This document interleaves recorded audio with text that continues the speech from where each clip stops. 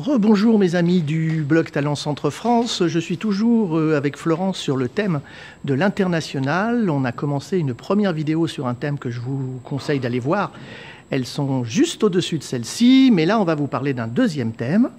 Re-salut Florence. Rebonjour Eric. Alors, tout à l'heure, tu nous as parlé du premier thème, c'était lequel ?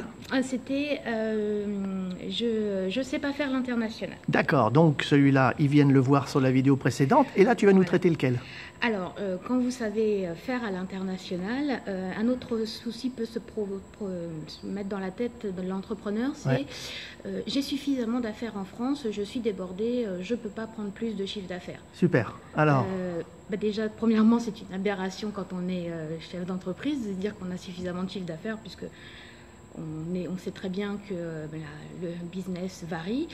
Et pourquoi ne pas envisager l'international quand on sait que c'est une source de développement et d'augmentation de chiffre d'affaires et de part de marché phénoménale. Une entreprise qui survit de nos jours est une entreprise qui considère l'international, qui considère... Ce n'est plus une option. Ce n'est plus une option, absolument. Un nouveau canal de distribution. Absolument. Un produit qui ne va pas forcément marcher en France va peut-être pas marcher ailleurs. Et on a vu combien de startups partir à l'étranger pour trouver des marchés parlons des États-Unis notamment, pour revenir ensuite en France parce que le projet est arrivé à maturation. Alors parle-nous aussi de cette nouvelle concurrence qui arrive du monde entier par le e-commerce. Absolument. Donc nous, si on fait rien... Voilà. Alors effectivement, le e-commerce, j'avais un ami qui avait pour habitude de dire le numérique, c'est votre nouvelle filiale. Et c'est complètement vrai.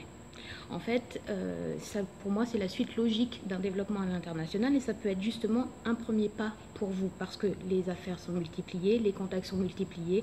Il suffit de voir votre réseau LinkedIn.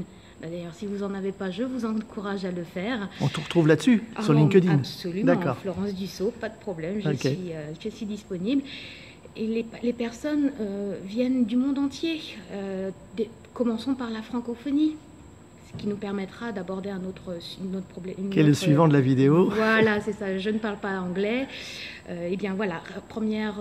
Énorme marché, le marché de la francophonie. Absolument, énorme marché. Et en grosse croissance, d'après ce que j'ai entendu, par la natalité. Tout à fait, puisque la francophonie, on voit les pays africains notamment, les anciennes colonies, on va dire, qui sont des marchés qui sont porteurs et surtout avec une dynamique très intéressante. On voit des choses très bien dans le numérique et l'agriculture. C'est ça, et une nouvelle classe moyenne avec un nouveau pouvoir d'achat. Voilà, absolument. Qui, dans les grandes villes...